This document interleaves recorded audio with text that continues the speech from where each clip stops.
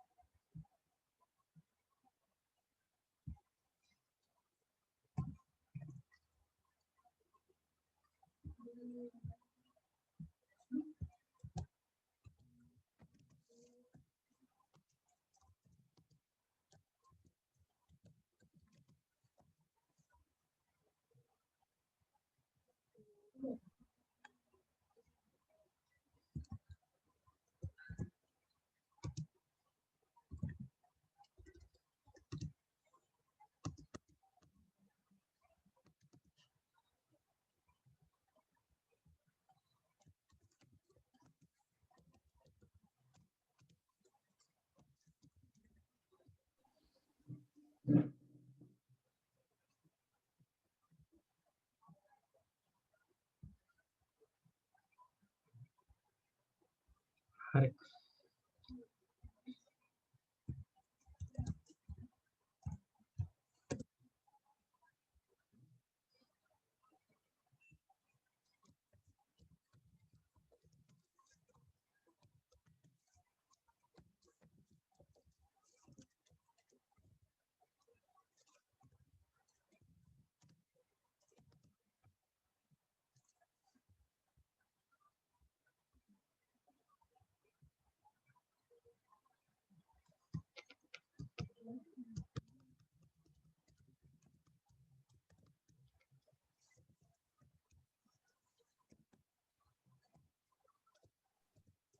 හරි.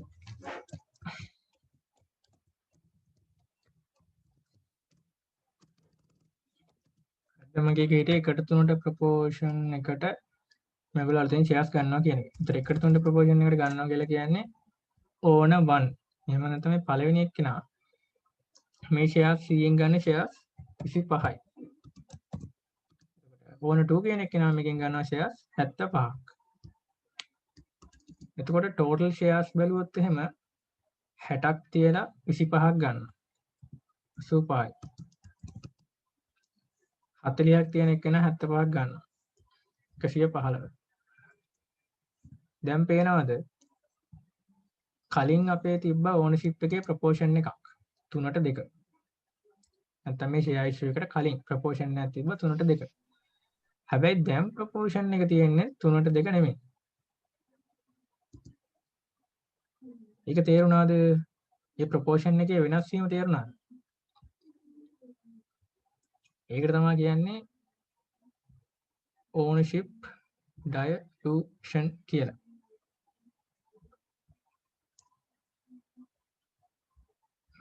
හරි.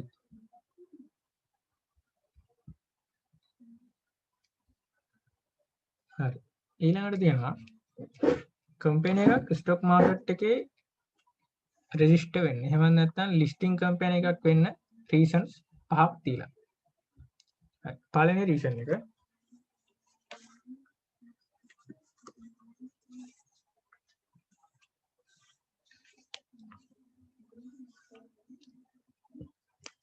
මේ රීසන් 5 කරන් යද්දි ගණන් ගන්න එපා මේ සමහර එක වගේ. පළවෙනි රීසන් එක තියෙනවා අපිට access to wider pool of finance. සිංහලෙන් කිව්වොත් මොකක් හරි කම්පැනි එකක් ගිහිල්ලා ස්ටොක් මාකට් එකේ ලිස්ටඩ් කම්පැනි එකක් වුණාම ඒගොල්ලොන්ට පබ්ලික් ෂෙයාර් ඉෂු කරන්න පුළුවන්. ඒ කියන්නේ ප්‍රසිද්ධියේ කොටස් නිකුත් කරන්න පුළුවන්. ඒතර ප්‍රසිද්ධියේ කොටස් නිකුත් කරනකොට දැන් සාමාන්‍යයෙන් ප්‍රයිවට් කම්පැනි එකක් නම් එයාලාට ප්‍රසිද්ධියේ කොටස් නිකුත් කරන්න බෑ. එයාලා දන්න කට්ටියට තමයි එයාලා විකුණන්නේ. එහෙම නැත්නම් පවුලයට හරි එහෙම මොනවක් හරි. ෂෙයාර්ස් ඉෂු කරන්න පුළුවන් නම් ප්‍රසිද්ධියේ ඒතර අපිට මහජනතාව කියන කට්ටිය නැත්නම් පබ්ලික් කියන ඕනෙක් පබ්ලික් එකේ ඉන්න ඕනෙක් කෙනෙක්ට ගිහලා ඒකෙන් ෂෙයාර්ස් ගන්න පුළුවන්. එතකොට ඇත්තටම ලොකු පූල් එකක්. එහෙම නැත්නම් ගොඩක් ඉන්වෙස්ටර්ස් වල chance එකක් තියෙනවා ඉන්වෙස්ට් කරන්න කම්පැනි එක තුල. ඒතර ඒ කම්පැනි පැත්තෙන් බැලුවම මේක ඇත්තටම ලොකු වාසියක්. ඒ ලොකු ප්‍රමාණයක් නැත්නම් ලොකු මුදල් ප්‍රමාණයක් නැත්නම් ලොකු ෂෙයාර්ස් ප්‍රමාණයක් විකුණලා ඒගොල්ලොන්ට ඒගොල්ලොන්ගේ ෆයිනෑන්ස් එකට අවශ්‍ය ෆයිනෑන්සින් කරගන්න අවශ්‍ය දෙයට මුදල නැත්නම් ඒකට එක එකතු කරගන්න ඇත්තටම ලේසියක් වෙනවා කියන එක තමයි එතනින් කියන්නේ. access to wider pool of finance කියලා stock market listing widen the number of potential investors. It may also improve the company's credit rating, making debit finance easier and cheaper to obtain. හරි. එතකොට මෙතන ගත්තට පස්සේ මෙතන මේ credit rating කියලා කියන්නේ මිස් මේකේදී ප්‍රශ්නයක් ඇහුවා credit rating company දෙක මොනවාද ලංකාවේ තියෙන කියලා. කවුරු හරි හෙව්වනම් ලංකාවේ තියෙන credit rating company දෙක.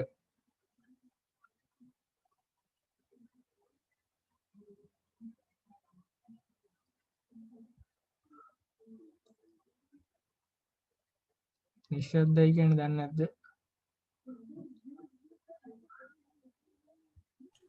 RAM rating ද? නෑ නෑ ඒක පරණයි. ඒක නෑ කියලාත් මිස් කිව්වා.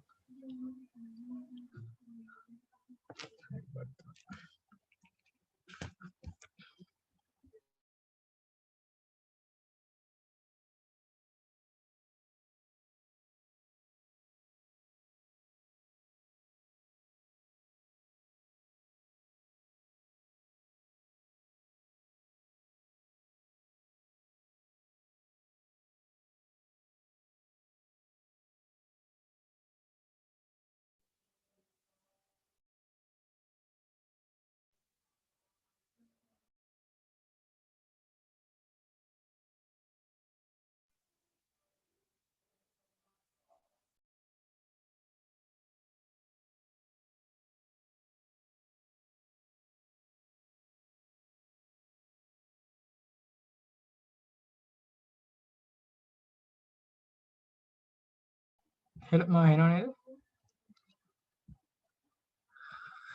නෑ මූඩිත් නෙමෙයි. මෙන්න මේ තියෙන මේ දෙක තමයි කම්පැනි දෙක. ගුණරත්න කියන්න මොකද ප්‍රශ්නේ?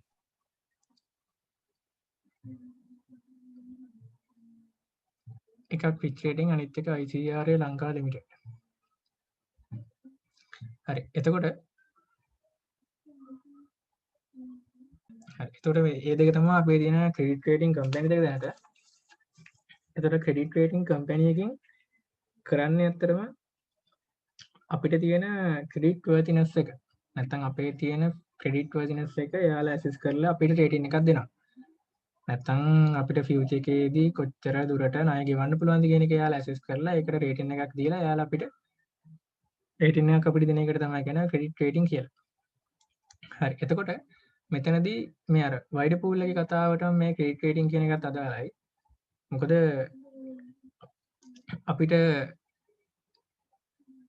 ෆයිනෑන්ස් කරගන්න ලොකු ප්‍රමාණයක් මුදල් නැත්නම් ලොකු මුදල් ප්‍රමාණයක් එකතු කරගන්න තැනක් තියෙනවා නම් ඇත්තටම අපිට ණය ගෙවනවා කියන එක එතරම් ප්‍රශ්නයක් වෙන්නේ නැහැ. ඒතර කියන්නේ අපිට ඉක්මනට ගෙවන්න පුළුවන් කියන එකයි කියන්නේ. හරි. ඊළඟ එකට යන දෙවෙනි එකට improve marketability of shares. ඒතර marketability of shares කියලා කියන්නේ shares දැන් අපිට අපේ කම්පැනි එකේ අපි ස්ටොක් මාකට් එකේ රෙජිස්ටර් වුණාට පස්සේ නැත්නම් ලිස්ටඩ් කම්පැනි එකක් වුණාට පස්සේ අපිට අපේ කම්පැනි එකේ තියෙන shares ඕන වෙලාවක විකුණන්න පුළුවන්. අපේ shares වල තියෙන liquidity එක high කියලායි කියන්නේ. උදාහරණයක් විදිහට ගත්තොත් දැන් අපි ගිහින් කම්පැනි එකේ shares buy කරාට පස්සේ හරි හිතන්නකෝ අපි ගිහින් මොකක් හරි ලංකාවේ තියෙන ලොකු කම්පැනි එක හරි පොඩි කම්පැනි එකේ shares ගන්න. එතකොට අපි ජීවිත කාලෙට මේ කම්පැනි එකේ shares අරන් තියාගෙන ඒ කම්පැනි එකේම හැමදාම ඉන්න කල්පනාවක් නැහැනේ අපි. නැත්නම් අපි එක කම්පැනි එකේ shares අරන් ඒ කම්පැනියේම අපි මැරෙනකම්ම shares වලට invest කරලා තියන්නේ නැහැනේ අතන. ඒතර අනිවාර්යයෙන්ම අපිට shares සමහර ලාට විකුණන්න හිත වෙනවා. දැන් investors ලා වුණාම සමහර ගොඩාක් දුරට ගොඩාක් අය විකුණනවා. ඒතර ඒ දේ කරන්න බෑ මාකට් ලිස්ටිං කම්පැනි එකක් නෙමෙයි නේද? නැත්නම් ස්ටොක් මාකට් එකේ ලිස්ටඩ් කම්පැනි එකක් නෙමෙයි නේද? එතන අපිට ඒක කරන්න අමාරුයි. ඒක තමයි කියන්නේ marketability of shares කියන එක. එතකොට අපේ දැනට ඉන්න ඉන්වෙස්ටර්ස්ලට අලුත් ඉන්වෙස්ටර්ස්ලට එන්නත් පුළුවන්. දැනට ඉන්න එක්සිස්ටිං ඉන්වෙස්ටර්ස්ලට පුළුවන් ඕනේ නම් කෑල්ලක් ඒගොල්ලන්ගේ තියෙන පාර්ට් එකක් විකුණලා ඒක සල්ලි කරගන්න. ඒතර මාකටබිලිටි කියලා කියන්නේ අන්න ඒක. ඊළඟට තියෙනවා transfer of capital to other users. ඒතර මෙතනදී මූලිකවම කියලා තියෙන්නේ founder owners may wish to liquidate the major part of their holdings either for personal reasons for investment in other new business opportunities. දැන් හිතන්නකෝ මේ කම්පැනි එකේ ෆවුන්ඩර්ස්ලා එහෙම නැත්නම් ඕනර්ස්ලා කියන අය මම ඉස්සෙල්ලත් පෙන්නුවා අර ප්‍රොපෝෂන් එක වෙනස් වුණාට පස්සේ නැතර මේජර් ප්‍රොපෝෂන් එක වෙනස් වුණ ගමන්ම ඕනර්ෂිප් එකත් මාරු වෙනවා. එතකොට දැන් කම්පැනි එකක අයිතිකාරයෙක්ට ඕන නම් මේ කම්පැනි එක දැනට මේ කම්පැනි එක එයා කරන්න ඕන වැඩ ටික කරලා එයාට දැන් එයාට අලුත් එකක් පටන් ගන්න ඕනේ. හැබැයි දැන් එයාට අලුත් එකක් එකපාරට පටන් ගන්න පුළුවන්ද මේක ලිස්ටඩ් නොවුනා නම්? මේ කම්පැනිය වෙහෙම එකපාරටම කවුරුත් ඇවිල්ලා ගන්නෙ නැහැ ලිස්ටඩ් නොවුනා නම්. හැබැයි මේක ලිස්ටඩ් කම්පැනි එකක් වුණා නම් මෙයාට පුළුවන් මොකද්ද? මෙයාගේ මේජර් පාර්ට් එක. එහෙම නැත්නම් ෂෙයා ඉෂුව කරනකොට මෙයාට පුළුවන් අපේ ස්ටොක් මාකට් එකේ සෙල් කරන්න මෙයාගේ ෂෙයාස් ටික. ඒතර මෙයාගේ මේජර් පාර්ට් එක ෂෙයා කරාට පස්සේ මේ ඊළඟට මේජර් පාර්ට් එකක් තියෙන කෙනාට යනවා ව්‍යාපාරයේ අයිතිය. ඒතර ඒක තමයි කියන්නේ transfer of capital to other users කියන එක. ඊළඟට enhancement of the company image. enhancement of the company image කියලා කියන්නේ listed company එකක් වෙන්න සාමාන්‍යයෙන් හැම company එකකටම බෑ. listed company එකක් වෙන්න තියෙන්න ඕන දේවල් ටිකක් තියෙනවා. ඒගොල්ලෝ ඇඩිය කරන්න ඕන ලොස් ටිකක් තියෙනවා. ඒතර ඒ ඔක්කොමත් එක්ක අතර පස්සේ listed company එකක් වෙන්න ලේසි නෑ. ඒතර listed company එකක් වුණාට පස්සේ අර non listed company එකකට වඩා listed company එකක තියෙනවා reputation එකක්. එහෙම නැත්නම් company image එක වැඩි දියුණු වෙලා පෙන්වනවා කියන එක තමයි කියන්නේ. ඊළඟ එක facilitation of growth by acquisition. එතකොට listed company එකක් වුණාට පස්සේ අර කලින් අර කියපු එකම වගේම තමයි. මෙතන මේ transfer of capital to other users කියන එක වගේම තමයි.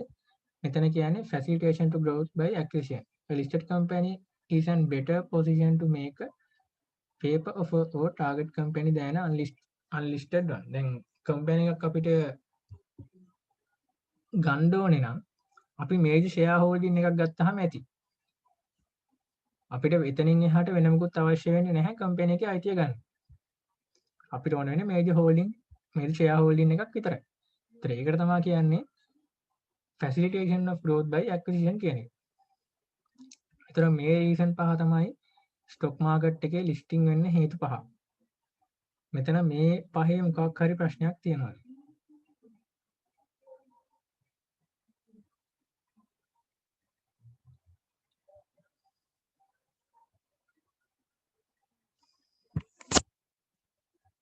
තියෙනවද?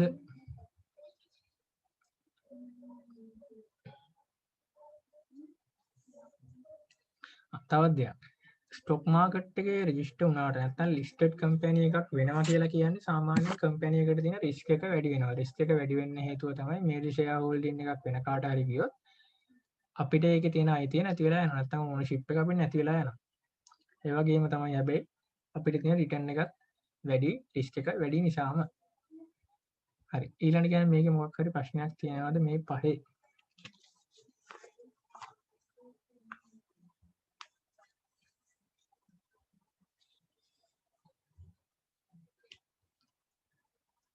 හරි. නෑනේ. ඊළඟ එක methods of issuing shares. එතකොට shares issue කරන්න පුළුවන් methods 4ක් ගැන තමයි මෙතනදී කතා කරලා තියෙන්නේ.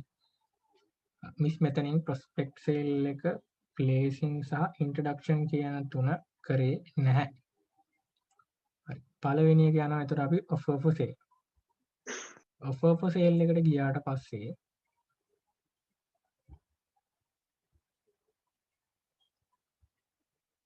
offer for sale කියලා කියන්නේ සාමාන්‍යයෙන් selling of shares to the public at large. ඒ කියන්නේ එකපාර ගොඩක් shares මහජනයාට විකුණනවා. එකපාරම ගොඩක් shares. ඒකට තමයි කියන්නේ offer for sale කියලා.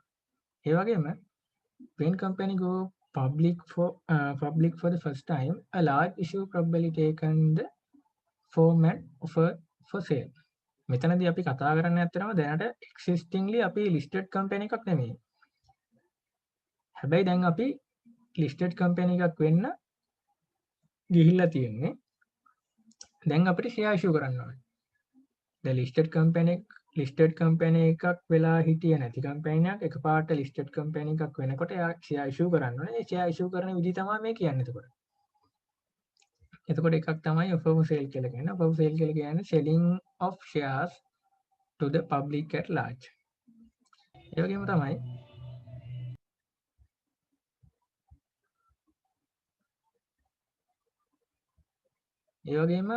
issue price එක ගැන ගත්තොත් issue price එක සහ offer for sale කියන එකේදී issue price එක ගැන ගත්තොත් issue price එක ගැන කියන්න තියෙනවා offer price must be advertised a short time in advance.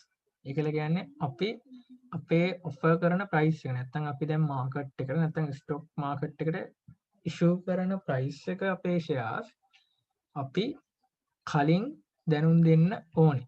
කාලයකට කලින් දැනුම් දෙන්න ඕනේ කියලා එකයි කියන්නේ. ඒ වගේම share prices normally නම් අපි set කරන්නේ low share prices. මොකද පළවෙනි පාර. ඒ වගේම competitors ලා ඉන්න පුළුවන්. ඒතර competitors ලා දැන් අපි ඉන්න field එකේම competitors ලාට වඩා දැනට අවුරුදු 2ක් 3ක් අපිට වඩා stock market එකේ ඉන්න publicity එකක් තියෙන අපේ industry එකේම ඉන්න company එකට වඩා අපි share price එක වැඩිපුර quote කරොත් investors ලා කවුරුත් ඇවිල්ලා අපේ share එක ගන්න එකක් නැහැ. මොකද අපිට වඩා reputation එකක් තියෙන අපිට වඩා ගොඩක් කල් stock market එකේ ඉන්න එක්කෙනෙක් ඉන්නවා. ඒතර එයාටත් වඩා වැඩි price එකක් අපි high price එකක් අපි set කරොත් අපේ shares හරියට විකිණේ ගන්න නැති වෙනවා. ඒ නිසා අපි කියනවා අපි set කරන්නේ low price එක to ensure the success of issue. දැන් මං කිව්ව විදිහට high price එකක් set කරොත් මේ issue එක success වෙන්නේ නැහැ. ඒ කියන්නේ කට්ටිය shares ගන්නේ නැතුව ඉන්න පුළුවන්. ඊළඟ එක share price is rises to the premium above the issue price soon after trade begin. එතකොට ඒ කියන්නේ share price එක සාමාන්‍යයෙන් කොහොමත් share issue කරන්න ගත්තට පස්සේ share issue වෙනකොට අපේ price එක වැඩි වෙනවා කියන එකයි කියන්නේ. share price එක නිකම්ම වැඩි වෙනවා කියන්නේ. ඒතර ඒ නිසා අපි සාමාන්‍යයෙන් මේකේ මතක තියාගන්න තියෙන්නේ offer for sale කියලා කියන්නේ selling of shares to the public at large.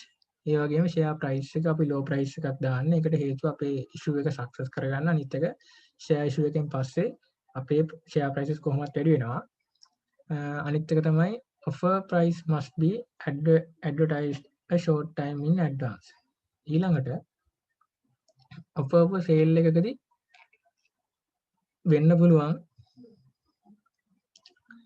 over price issue. දැන් over price issue යන දැන් ඉස්සෙල්ලා මම කිව්වා වගේ high price එකක් තියෙන high price එකක් අපි set කරොත් unsubscribed underwriters to buy up the unsold shares. හදිසියවත් අපි අර මං කියව විදිහට high price එක set කරලා market එකට ගිහලා share issue කරලා අපේ shares කවුරුත් subscribe කරේ නැත්නම් අපිට සිද්ධ වෙනවා underwriter කෙනෙක්ගෙන් අපේ අර විකිණිච්ච නැති shares ටික විකුණ ගන්න underwriter කෙනෙක්ට ගන්න කියන්නේ. එතකොට underwriter fee එකත් වැඩි වෙනවා. ඒ වගේම තමයි too much underpriced වුණොත් දැන් ඉස්සෙල්ලා කතා කරේ high prices. දැන් කතා කරන්නේ low prices. low prices වල අඩුම prices එකක් අපි set කරන් market එකට ගියොත් අපේ shares over subscribed වෙනවා. ඒ කියලා කියන්නේ අපි හිතනවට වඩා subscribers ලා ගන්න වැඩි වෙනවා. එතකොට අපිට අර අපිට තිබෙන නිකුතුව කරන ප්‍රමාණයට වඩා අපිට applications නැත්නම් අයදුම්පත් එනවා. එතකොට අපිට ඒක ආපහු හරවලා යවන්නත් වෙනවා කට්ටියගේ සමහර ඒවා. එතකොට හැබැයි කම්පැනි එකේ able වෙනවා required capital එක collect කරගන්න. ඇයි subscribers ලා ගානටම පිරෙනවා. එතකොට subscribers ලා ගාන ඔක්කොම ආවට පස්සේ අපේ required capital එක අපිට එකතු කරගන්න පුළුවන්. ඒක ප්‍රශ්නයක් වෙන්නේ නැහැ. එතකොට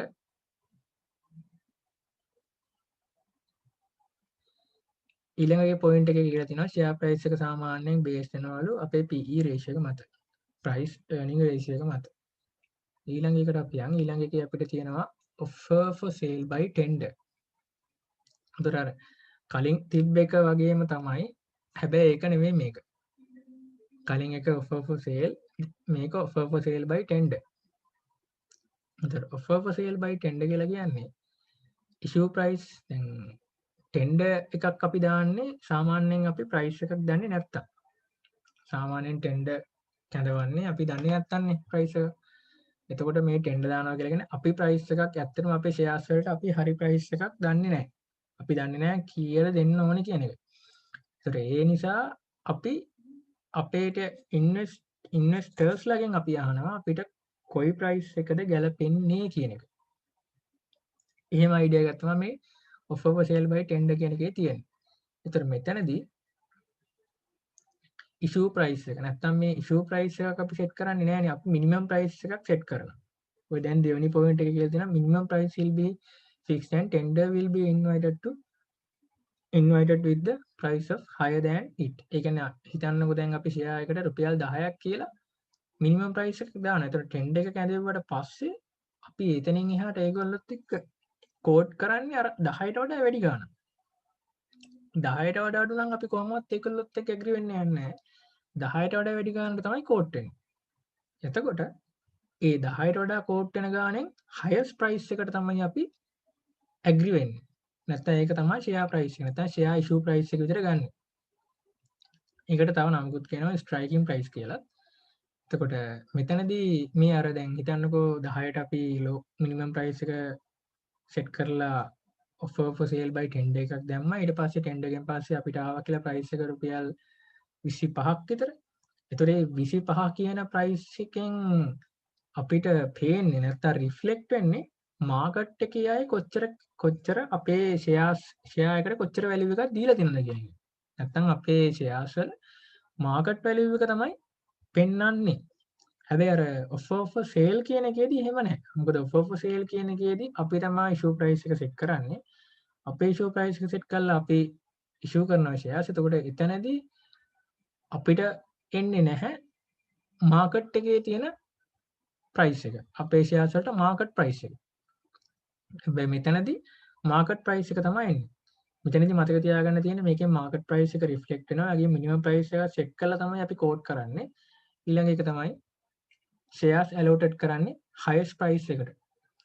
ඒ වගේම මේකට කියනවා striking price කියලා. ඊළඟට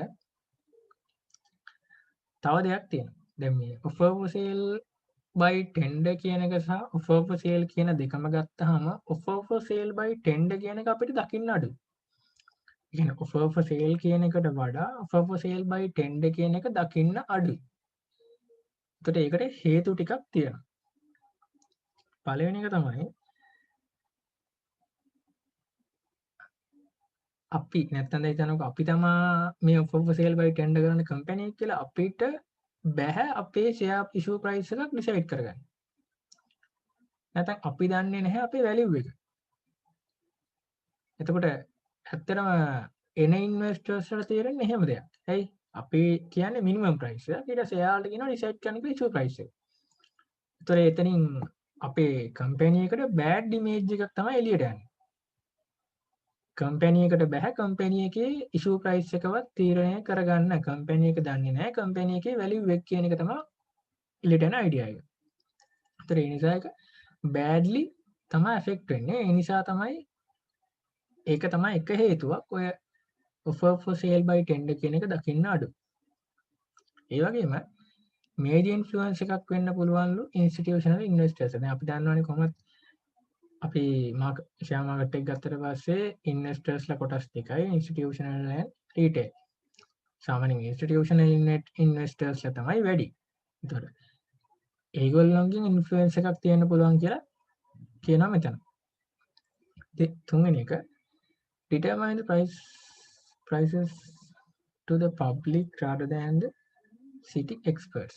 එතකොට මෙතනදී කියනවා prices එක price determine කරන්නේ ඒක ගැන knowledge එකක් තියන අය නෙමෙයි. ඒ කියන්නේ public එකේ නැත්නම් මහජනතාව ඇවිල්ලා shares investors තමයි තීරණය කරන්නේ. ඒතර යාළුවා සමහරවිට තේරෙන්නේ නැහැ නේ මේකේ price කරන්නේ කොහොමද කියලා. ඒතර යාළුවා expert ලා නෙමෙයි ඒ කියන්නේ. ඒතර යාළුවා නෙමෙයි පබ්ලික් එක කරනවා කියලා මෙතන තව වාසියක් විදිහට කියනවා. ඒ වගේම තව දෙයක් තියෙනවා. දැන් අර අතනදි මතකද අර අන්ඩර් ප්‍රයිස් වුණොත් ඔෆර් සේල් වලදී අන්ඩර් ප්‍රයිස් වුණොත් අපි අර අපේ රික්වයර්ඩ් කැපිටල් amount එක එකතු කරගන්නවා කිව්වනේ. එතකොට දැන් හිතන්නකෝ අපි ඕවර් ප්‍රයිස් වුණත් අන්ඩර් ප්‍රයිස් වුණත් ඔෆර් සේල් එකදී අපි ඉෂුව ප්‍රයිස් එකක් සිලෙක්ට් කරාට පස්සේ නැත්නම් අපි ඉෂුව ප්‍රයිස් එකක් ඩිටර්මයින් කරලා ෂෙයා ඉෂුව කරන්න ගත්තට පස්සේ අපිට ඒකෙන් කියන්න පුළුවන් අපිට මෙච්චර කැපිටල් එකක් ගන්න ඕන. නැත්නම් අපිට මෙච්චර කැපිටල් එකක් ගන්න තමයි අපි මේ කරන්න කියන එක කියන්න පුළුවන්. හැබැයි දැන් මේ ඔෆර් සේල් බයි ටෙන්ඩර් කියන එකේදී අපිට එහෙම amount එකක් ගන්න බෑ ඇත්තටම. ඒ ටෙන්ඩර් එක ඕපන් කරනකොට අපි දන්නේ නැහැ. අපි දන්නේ අපේ මිනිමම් ප්‍රයිස් එක විතරයි. අපේ තාම ඉෂුව ප්‍රයිස් එකක් සෙට් වෙලා නැහැ. එතකොට ඉෂුව ප්‍රයිස් එකක් සෙට් වෙලා නැති නිසා අපි දන්නේ නැහැ අපේ කැපිටල් amount එක කොච්චරක් අපිට එකතු කරගන්න පුළුවන්ද කියලා. ඒක සර්ටන් නැහැ. ඒක අන්සර්ටන්. අපි දන්නේ නැහැ අපිට කීයක් ඇත්තටම එකතු වෙයිද කියන එක. මොකද අවසානට තමයි ඉෂුව ප්‍රයිස් එක අපිට කෝට් එකෙන් අපි ටෙන්ඩර් එකෙන් අපි තීරණය කරන්නේ. ඒ වගේම මේ ප්‍රයිස් එකට ඉතින් ගන්න කට්ටිය ගන්න. ඒතර කීයක් ගනීද කීයක් එකතු වෙයිද කියන එක අපිට කිසිම අයිඩියා එකක් නැහැ.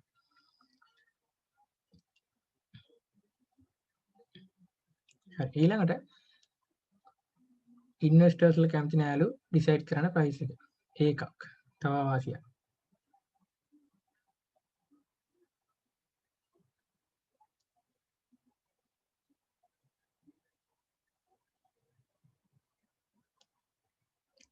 ඊළඟට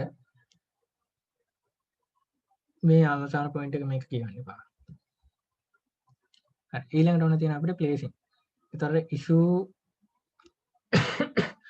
offer for sale කියන එක ඉවරයි. offer for sale tender කියන එකත් ඉවරයි. ඊළඟට placing කියන එක.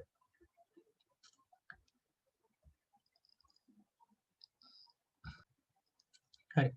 එතකොට මෙතනදී placing කියලා කියන්නේ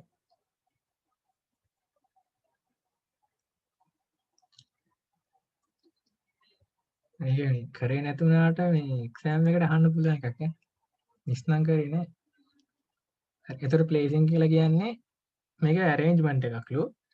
ඒ වගේම shares offer කරන්නේ නැහැලු public එකට එකපාර.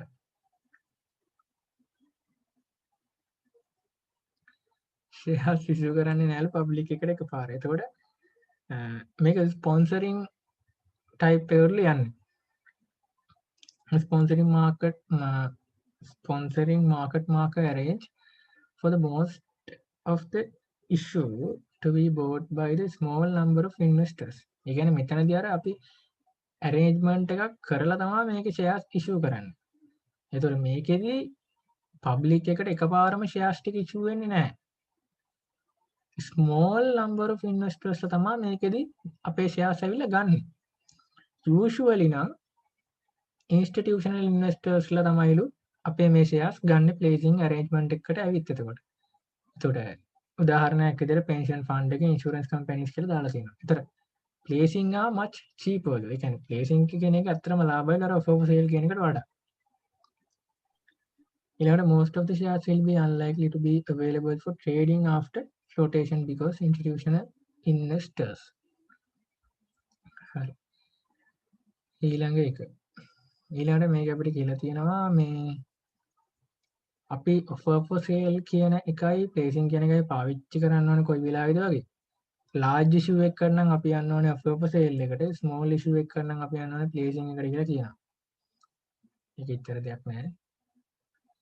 ඊළඟට තියෙනවා prospect issue.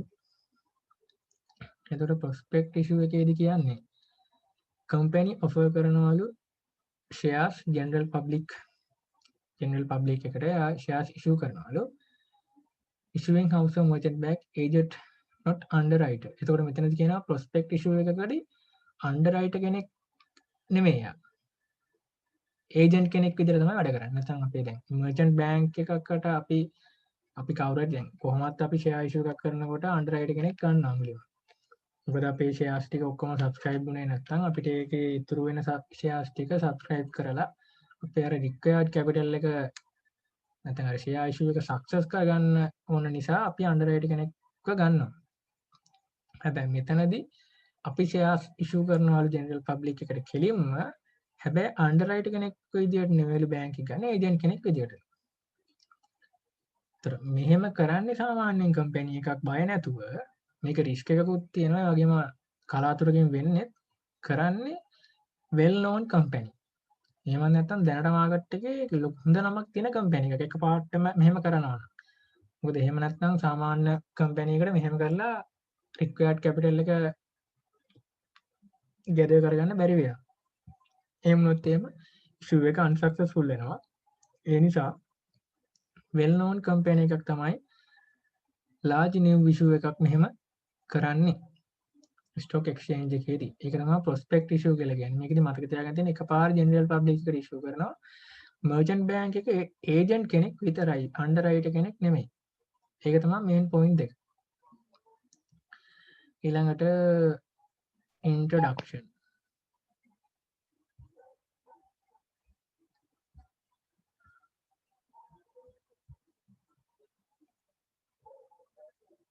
ඊළඟට තියෙනවා අපිට ස්ටොක් එක්ස්චේන්ජ් ඉන්ට්‍රොඩක්ෂන් කියන එක. No shares are made available to market, neither existing or newly created shares. Nevertheless, the stock exchange grant a quotation. එතකොට මෙතනදී shares available නැලු market එකට විනාඩියක් ඉන්න.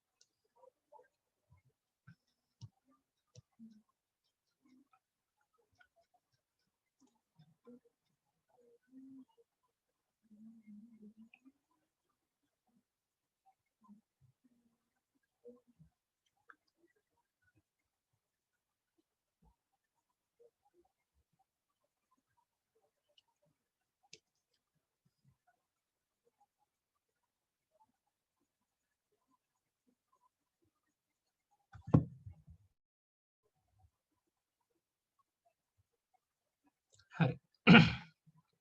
එතකොට මෙතනදී මාකට් එකට shares available වෙලා නැහැලු. මෙතනදී ස්ටොක් එක්ස්චේන්ජ් එකෙන් ග්‍රාන්ට් කරපු කොටේෂන් එකක් විතරලු තියෙන්නේ. ඒතර මෙහෙම කරන්න හේතු විදියට අපිට දීලා තියෙනවා.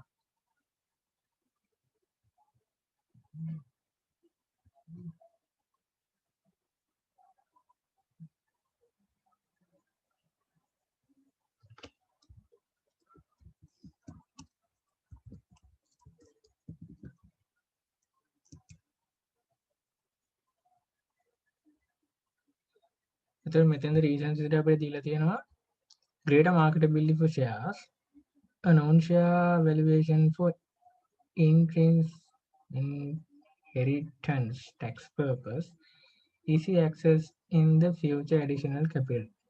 ඇත්තට මේකේ මට අයිඩියා ගන්න නැහැ මේක නේද. ඒතර මෙතනදී කොහොම හරි මේ shares issue කිරීමක් ගැන නෙමෙයි කියන්නේ. ස්ටොක් එක්ස්චේන්ජ් එකෙන් අපි කොටේෂන් එකක් අරගන්නවා අපේ දැනට තියෙන shares ගැන වගේ එහෙම අයිඩියා එකක් තියෙනවා. අර පුටා දැක්වීමක් වගේ අයිඩියා එකක්. එතකොට එතනදී ඒක කරන්නේ greater marketability for shares. එතකොට ඊළඟ එක මේ තියෙන්නේ මිස්කේ ස්ලයිඩ් එක. හරි. ඊළඟට තියෙන්නේ special decisions on common shares. ඒක අපි ඊළඟ මීටින් එකෙන් කරමු. මොනවා හරි ප්‍රශ්නයක් තියෙනවා නම් අහන්න.